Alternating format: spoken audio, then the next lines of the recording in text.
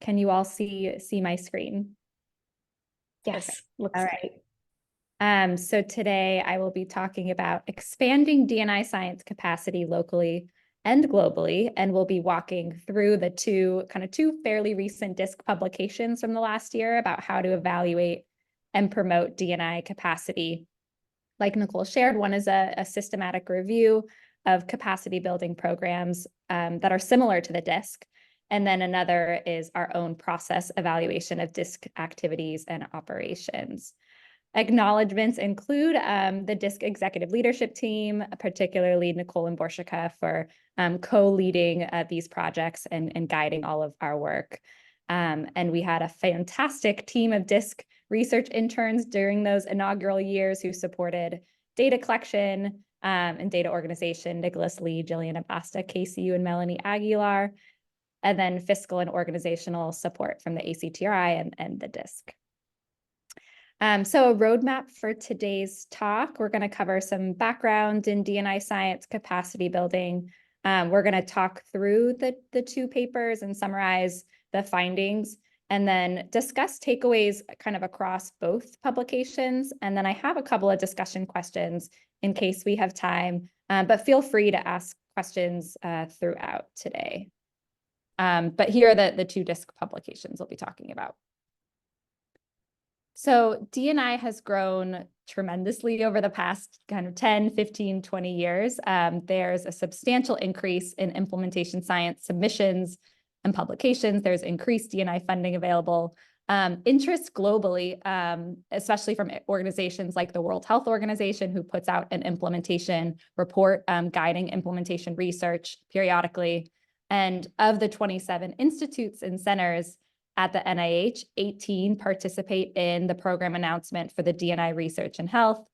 And, you know, with this rise of interest and opportunity, there have been capacity building programs that have developed focusing on D&I training, mentorship, and individual and institutional capacity building. So programs similar to the DISC have been developed in the last 15, 20 years, both nationally and internationally. But still, the demand for training and mentorship in D&I far exceeds available opportunities. For example, the NIH-funded TI-DIRC program received like 265 applicants for 35 slots in the first year. And the NIH and VA-funded programs like IRI routinely receive kind of multiple applications for every single fellowships slot. So finding ways to accelerate the pace of D&I capacity building and training has been recognized as an international and national priority. The publications I'm talking about today are positioned within a body of recent research in capacity building in D&I. There's a lot happening in this space. A couple of publications I wanted to highlight for you all to check out. One is a content analysis of D&I resource initiatives, specifically kind of what types of resources exist in D&I, what's out there, and what might be most effective. A review of training initiatives in D&I, a systematic review similar to the systematic review we're talking about today, but a little bit distinct because they're focusing on teaching and training initiatives. A paper on competencies for D&I, what trainees need to learn and where they learn it. And then a paper in 2022 led by Borshika, promoting rigor and sustainment in D&I capacity building programs.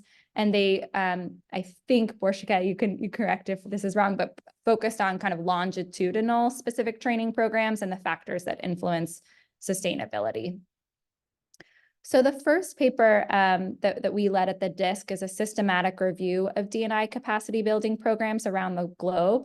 And this is kind of one of the first comprehensive inventories of US and international D&I centers, cataloging information about activities and infrastructure and priorities. And this project seeks to identify and describe those programs that exist and look at their activities and strategies to bolster D&I capacity building. It's a little bit of a wordy slide, but I wanted to make sure we were on the same page about what is a capacity building program. And we were intentionally looking for kind of multi-resource, multi-activity programs similar to the DISC. So we define capacity building as an entity, like an organization, program, or center, with at least one capacity building activity, which could be consultation, technical assistance, networking events, journal clubs, with a focus on building practical knowledge and skills to conduct D&I, and a focus within the realm of public or population health work. Interestingly, in this review, we did find, D&I type programs within like agricultural fields and industry and kind of groups outside of population or public health.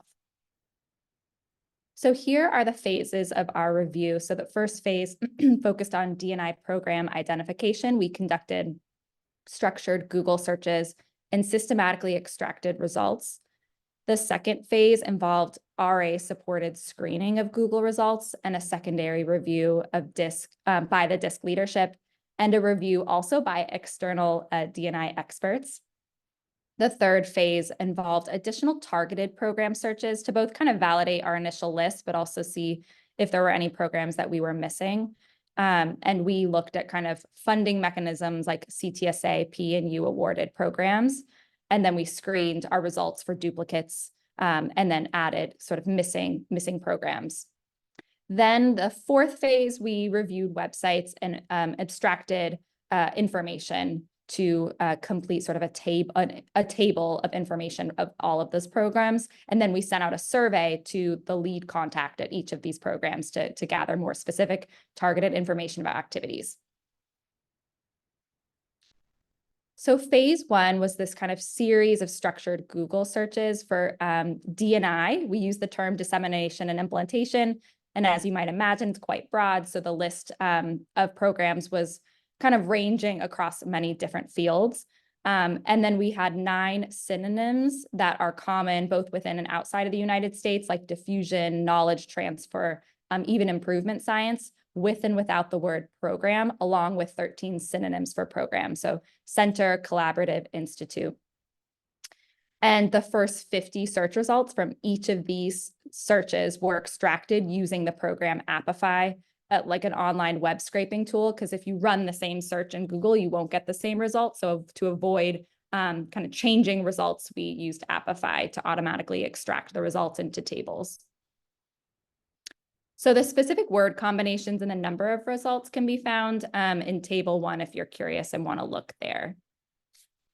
Phase 2 involved screening the websites using specific inclusion criteria, looking at kind of entities or organizations following our definition, and making sure that at least one, so more than 2 activities, D&I specific activities. And so RA supported the round of review of the first initial web pages, which was 7,000. Then myself reviewed all of those that were included from the RA review. And then we had Borshika and Nicole, 2 faculty researchers, independently review half, and then they cross-checked each other's half to confirm inclusion. And then we consulted D&I experts, both nationally and internationally recognized experts in the field, to conduct a review of our findings and add any programs that they might suspect that were missing. And these experts included those with international reputation in D&I, government funding, D&I experts who have been involved in sort of specific capacity building activities. And then we looked at NIH Reporter. Like I mentioned, we wanted to kind of make sure that we were including programs. And so we looked at U01s and P50s and CTSA associated programs and CTSA funding or groups to see if there were D&I specific organizations that we might have been missing.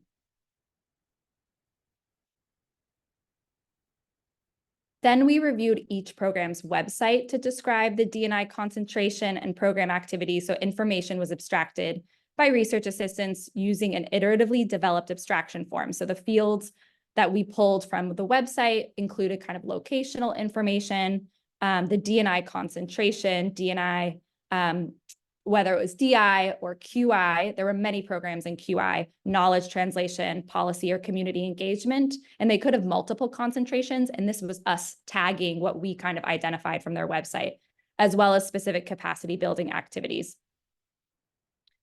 So to gather information about each CBP, we also emailed the primary contact identified for each program, and the survey was structured following the domains of a typical logic model, but most specifically following kind of the operations and the methods that WashU used to develop their model. So the domain included inputs like funding and human resources, activities, training, mentorship, outputs, grant outcomes, academic outcomes, and long-term public health outcomes guided by the translational science benefits model.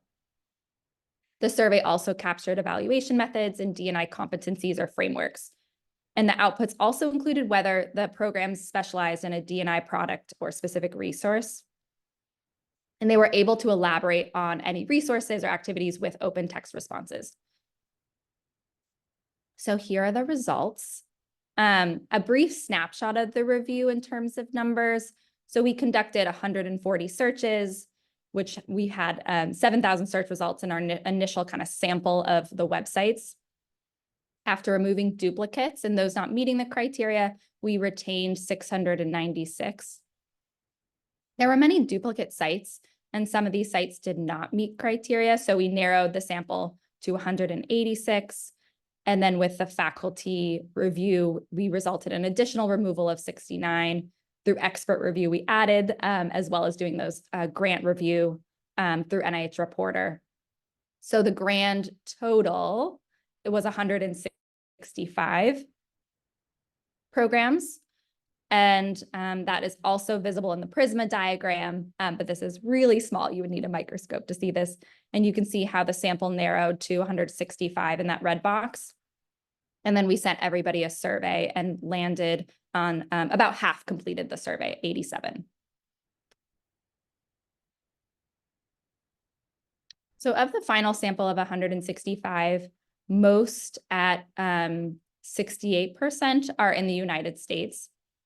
And we are kind of limited because the searches were done in English. And so, and then also we reviewed, funding and grants through the kind of US specific funding mechanisms. And so we were, a limitation is that we were more likely to identify US-based programs, but we intentionally had kind of global experts in the field try to identify additional programs.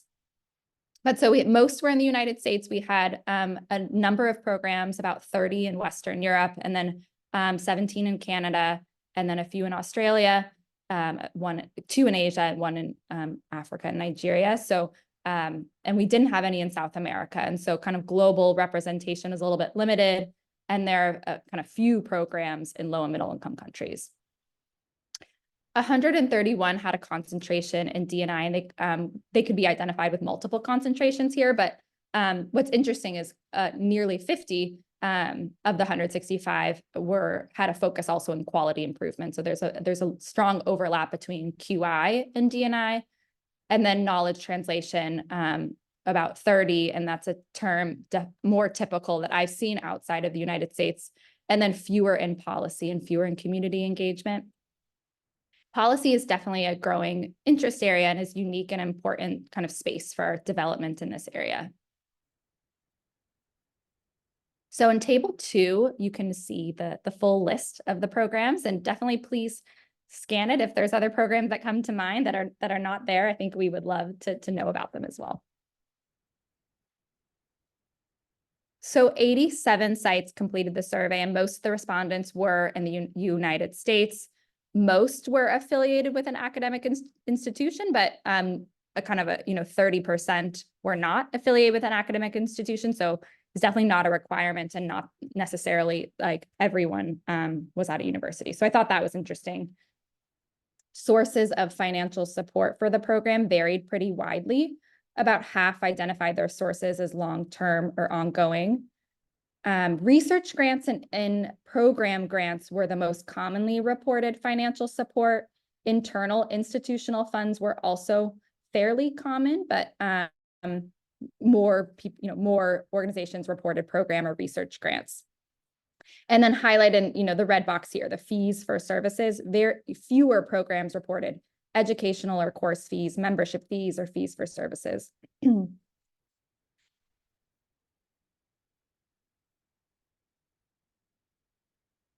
I'm at the tail end of a cold, so I'm just gonna have my lozenge at the same time as I'm talking. For activities, There are many types of D&I capacity building activities offered, but training and education was most frequently reported. And the less frequently reported was things like internships for students or trainees. And that's kind of similar across when we asked specifically about training. Webinars and seminars were most popular, and less popular, and a potential area for growth are integrating trainings into medical programs and master's or doctoral level programs. The majority of the sites endorsed tracking academic metrics like publications, grants from program members, but fewer sites reported tracking whether there was a resultant uptake of research findings. So this is uptake of findings from kind of mentored members or members involved in the programs, whether their research findings were taken up in the community for community or societal level influence or impact. And so fewer were kind of tracking these productivity measures. And about half reported tracking evaluation metrics annually. More common was a little less frequent. Longer term outcomes and impact measurement from these programs was less common. Specifically, we're interested in translational science benefits model. So a screen grab of the framework here, outcomes are listed here in blue. So you can see the translational science benefits model, health and societal benefits. We asked specifically about clinical and medical benefits, community and public health benefits, economic benefits, and policy and legislative benefits. And it was interesting that like a 27% reported yes, that they track TSBI indicators for evaluation. I thought that was surprising, given the relative recency of the translational science benefits model. And the benefits model looks at like population health level benefits, like policy change, procedures into practice, cost effectiveness, cost savings. And when we asked which specific categories of the model that organizations are tracking, it was kind of evenly split amongst the different areas of health and society. So this review identified 165 D&I programs, with most having more than 2 DIS activities. And although there is the limitation that the review was kind of conducted in English, and we did identify many programs outside of the US, especially in kind of Western Europe and Canada. Several opportunities remain to enhance capacity building efforts. Specifically, shared metrics to compare program operations and impacts would be ideal. Priorities include sustainment strategies for these programs, so advocating for different types of funding, whether that's internal funding or fee for service operations, although most of these programs are intentionally left kind of public and open. I know, it makes sense to kind of try to diversify funding sources in order for the longevity of these programs and to make sure that we're continuing to offer services. And then there's definitely a need for more programs internationally, specifically programs in low and middle income countries.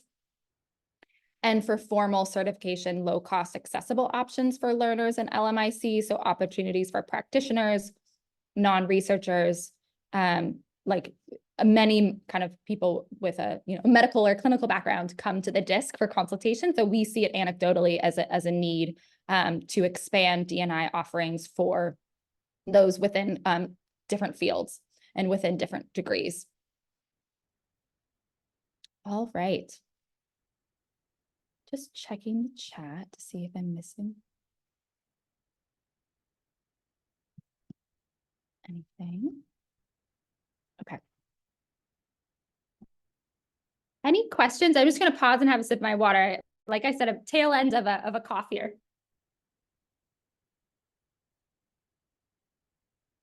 Okay.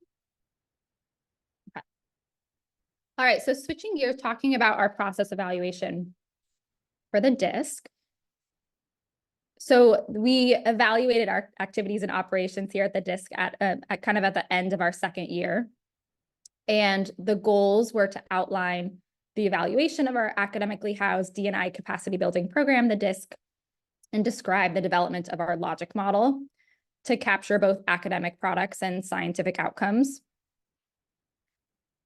In case you didn't already know, the DISC does a lot with a small, lean team. They do a lot and it's awesome. And they host a variety of activities which broadly include technical assistance, resource sharing, consultation, grant review, networking and collaboration opportunities, and targeted trainings and skill building. So we used the DISC logic model to guide a process evaluation to assess how engagement in DISC activities translates into scientific products, outputs, and outcomes. And we also wanted to explore like how to improve the DISC using feedback from members. The DISC asks for feedback several times throughout the year, so we want to make sure we make use of it to improve our services. And the DISC evaluation for year 1 was done kind of at the end of 2020 and year 2 at the end of 2021. And this paper reports on kind of both of those evaluation years together. And it's a multi-method approach to evaluation. There are surveys, attendance tracking, feedback forms, and documentation of grant outcomes. And it takes quite a bit of work to make sure we kind of get all of that data. This is our version 1.0 of the DISC logic model that was developed right at the start of DISC in early 2020.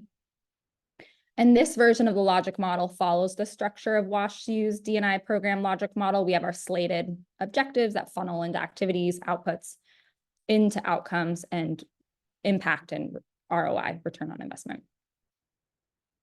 And then we wanted to integrate the translational science benefits model. It continues to gain a lot of traction in the CTSA, amongst the CTSA funded programs. And it's helpful for the DISC to not only sort of comprehensively capture population or societal level impacts, but also to align the DISC with across ACTRI or our CTSA funded initiatives and programs. So this is our version 2 logic model, which aligns more closely with the TSBI model.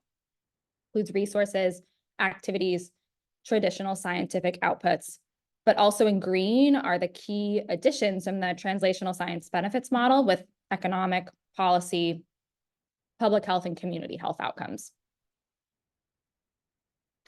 So the sources of evaluation data are broad and diverse, and we kind of flexibly evaluate DISC's impact through multiple methods and multiple time points throughout each year. I want to say this with the caveat that things may have shifted in the past couple of years. And so it might be interesting at the end to talk about some of the changes from the evaluation patterns that we initially had the first few years. The sources of data include both survey data from members, but also data from tracking databases like our media platform, our newsletters, web analytics.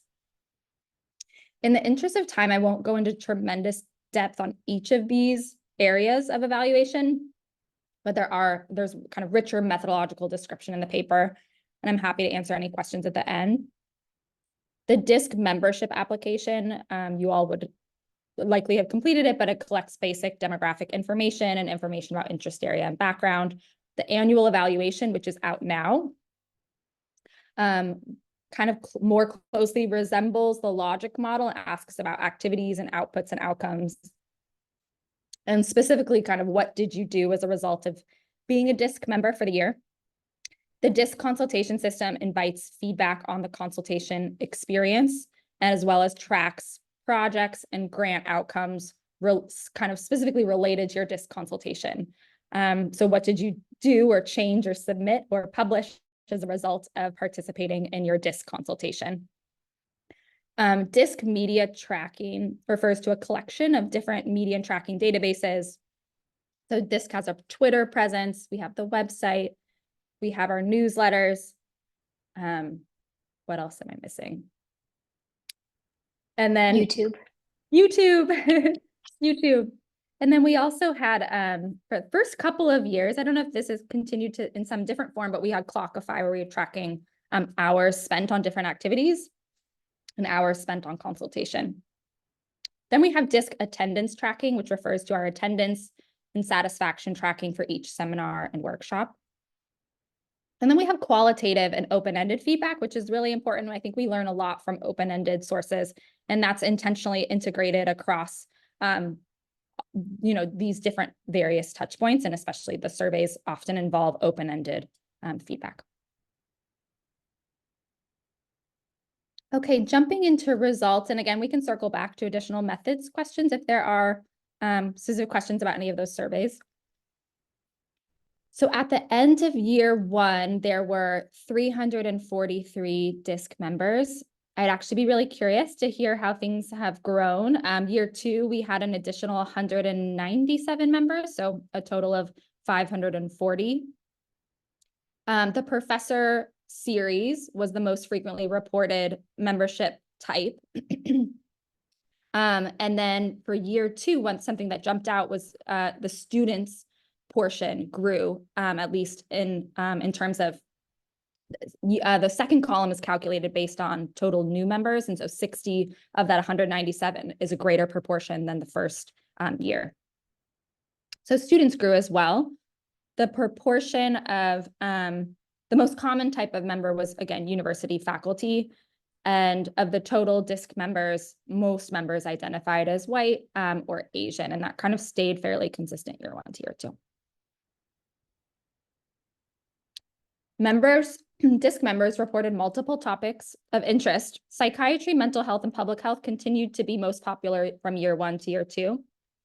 More than half in year one were associated also with the UC system, but that decreased kind of significantly in the second year. There was a greater proportion of those outside of California in the second year of the DISC.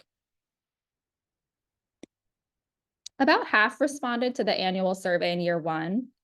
And after a lot of growth in membership, we had fewer respondents to the annual evaluation, about 20% in year two. We may have just had a smaller, sort of more engaged cohort at the beginning, but there were kind of fewer respondents to the annual evaluation in year two. We, in order to remind for the annual evaluation, typically it's multiple reminders and then a raffle incentive, which I think has stayed consistent. DISC members that do complete the evaluation are pretty active. More than 95% endorse participation in at least one activity. And I think there were more than 60% across year one and year two. So more than half reported 3 activities or more. Outputs, grant submission, and mentoring grant submission actually, and mentoring for the career award, right, were most popular outputs in year one. Grant submission and a new scientific collaborator was most popular reported outputs in year two.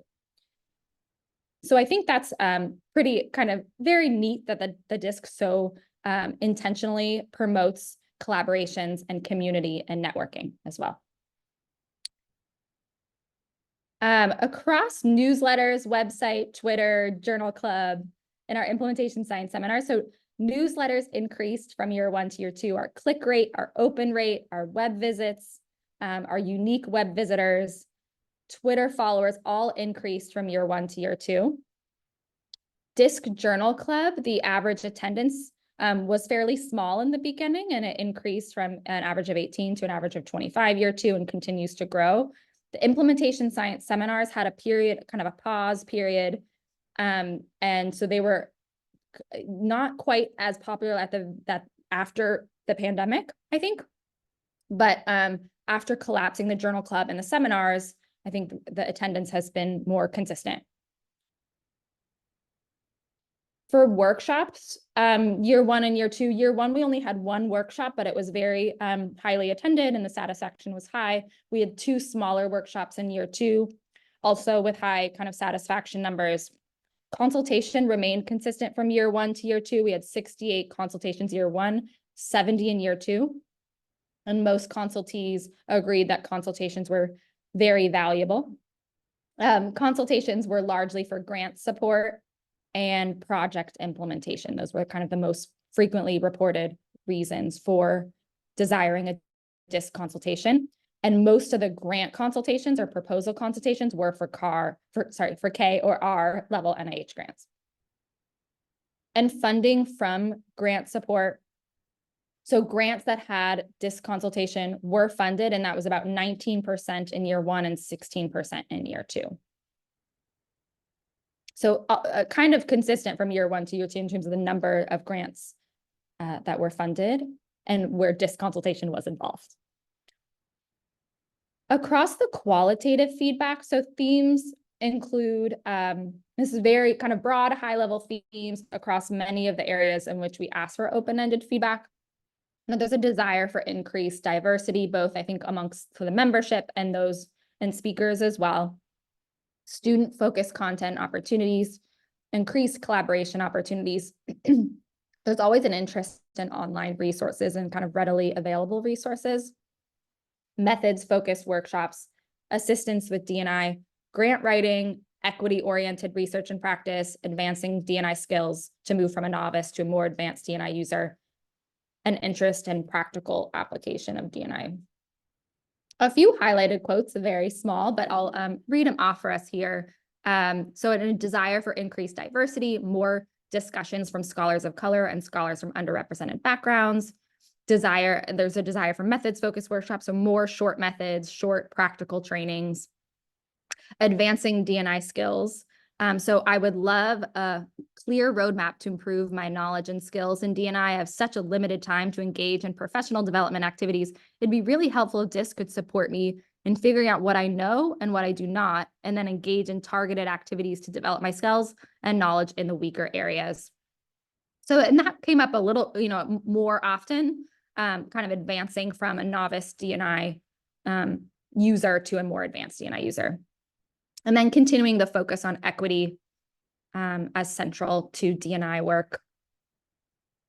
All right, so in terms of conclusions from the second publication, linking activities to scientific outputs, community impacts, and longer-term scientific and population health outcomes can be a really useful way to explore how well programs align with institutional and community priorities. We do recommend that programs include multiple data sources, especially because we know for kind of open-ended satisfaction surveys, the response rates can vary pretty widely. 10, 20, 30% response rates are considered pretty average. And so making sure you're kind of evaluating at different touch points with different ways of engaging members to complete evaluations. And then we recommend that you inform members from the outset that evaluation will be involved at the time point of kind of membership or kind of being oriented into your new member community as a capacity building organization. An evaluation is really important to guide refinement of activities and alignment of resources and to align with institutional priorities, which might help advocating for internal funding. So a few takeaways across the projects, prioritizing technical assistance and supporting grant writing remains an area for growth that came up kind of a lot, both in sort of our internal evaluation, it comes up anecdotally, and was an area that I think could have been sort of more popular amongst the programs identified in the review. And strengthening networking and collaboration opportunities could expand D&I capacity individually and institutionally. Organizing the evaluation using a logic model, especially a tailored specific logic model for your program, is useful, and shared metrics of evaluation could help us compare program operations and impact. And logic models, especially shared logic models like a translational science benefits model, will help us to more readily compare across different programs. And then a live central catalog of these programs is an important future direction of this work. We could, more readily share assets and resources, but we could identify areas of redundancy. Many of the programs we reviewed reported having webinars and seminars, and if there's webinars and seminars that are very similar across programs, we might be able to consolidate kind of offerings and share our assets and resources. All right, that's what I have for reviewing these two papers, but I think we have some time for discussions. I hope you all have some questions, as well as I have a couple of questions for the group.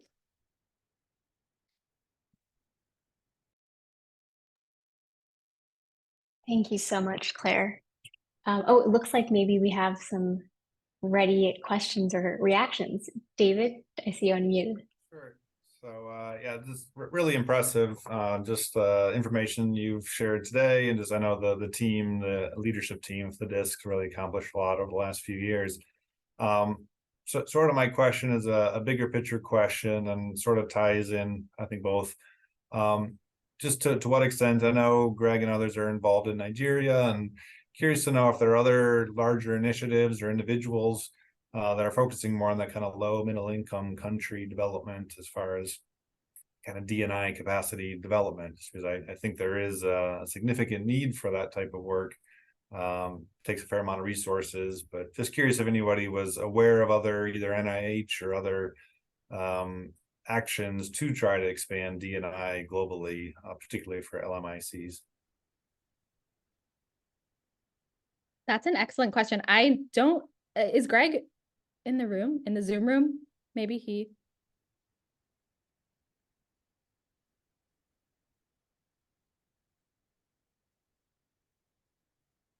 I think he might stepped away. So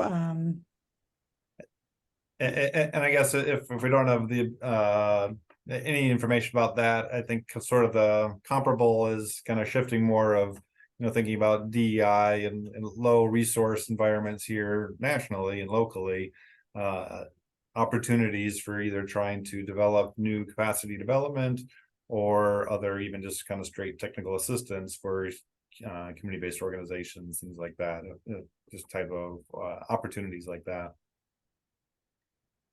David, I can jump in and share a little bit more about the capacity building efforts in Nigeria and then other places related to D&I. So there's a mechanism called a G11 that NIH has, and we have one with Nigeria. Greg and Eche Izinolu are the MPIs. And we have just the most amazing research administrators at UCSD who are developing a curriculum with University of Nigeria research administrators. Number one, to build a foundation in how do you conduct high quality research administration in service of being able to prepare D&I scientists to submit grants and then be able to manage those grants. So that's an example of one effort that we're making here. And I believe that there's another group, Borshika, you'll have to remind me of the name. They're, I think at maybe Harvard, they're part of our implementation science hub that provides technical assistance to ending the HIV epidemic projects. I'm forgetting the name of the investigators, but I believe they also have another G11 very similar to this kind of research infrastructure idea in another LMIC. I can look back at the name in a moment, but there are, you're also blanking on the name. I can see her face. I just can't think of the name. But anyways, Fogarty International in particular, I think is paying special attention to this need to provide more capacity building support across different health areas, but with a special focus on D&I and LMICs. That's helpful, thanks. And again, just kudos to you and all the others on the leadership team at DISC, and as far as what's been accomplished locally, it's very impressive. Donna Spiegelman, I thought of it. Donna Spiegelman has a G11. Thanks. I don't know if others know about the Center for Implementation too, because they focus on kind of practitioner and community organizations, or at least I kind of partially focus their trainings and activities and some of their capacity building work on practitioners conducting kind of implementation in the community. And so I think they have a lot of really cool resources and graphics and things that can help with, I think, translating some of the concepts to others. Yeah, that's a great resource, Claire. The Center of Implementation, I believe they are included in the systematic review. And Kara, our DISC manager, is currently completing their implementation science specialist program. And that's, and maybe Kara, if you want to share more about it, any of your experiences in networking with those outside of the US. Yeah, so during the course, there's not necessarily like a specific way to, you know, interact with those outside of the US, but we do have like an it's like a message board almost of those who are participating in the training, and they are from different countries, different parts of the US, all participating in this training. So we're all kind of learning together and sharing our own experiences as well. And one thing that I've heard from a lot of people is that there's not too much formal training around D&I. And so it's definitely a great course to be able to take to learn some of those fundamental basics, but also figure out how to apply the things that you're learning in the course to possibly a change initiative or something that you might be working on, and really apply those concepts as well.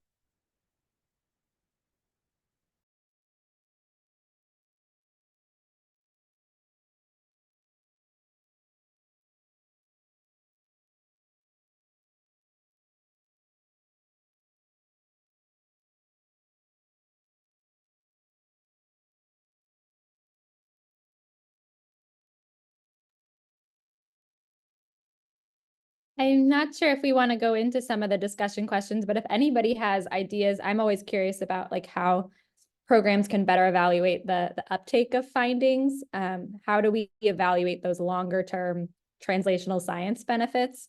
I'm not sure if the DISC has evolved in the ways that they're measuring longer term population kind of health level outcomes, or if the ACTRI has some different sort of thinking around this, because I know I think that they've really adopted the TSBI as their central model for evaluation. So just curious also.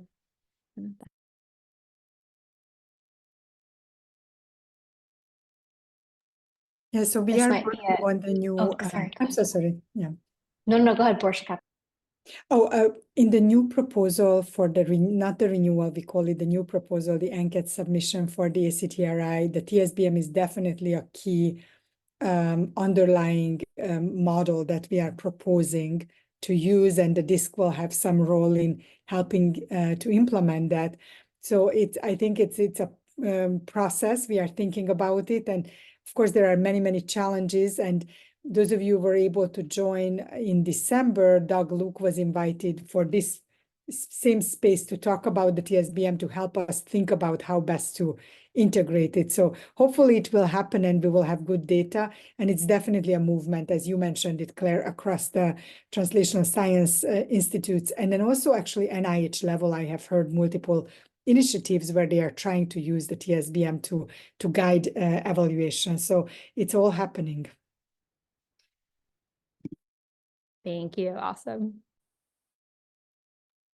I was just going to mention that this could be a nice time for us, again, to tease what's to come from the DISC in terms of our evaluation efforts.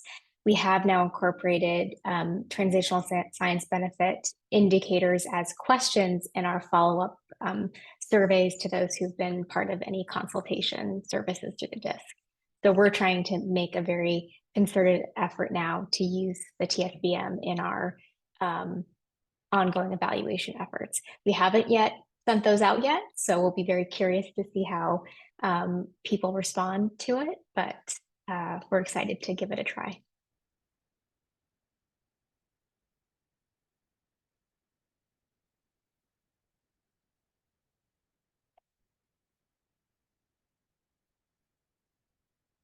And speaking of evaluation, Kara, I'm noticing that we're close to the top of the hour. I'm wondering if we want to send out our 1 minute, 1 questions evaluation survey. I think, Claire, you actually thought of this idea. We can send it out in the chat just so we gather a little bit of evaluation data before everyone takes off.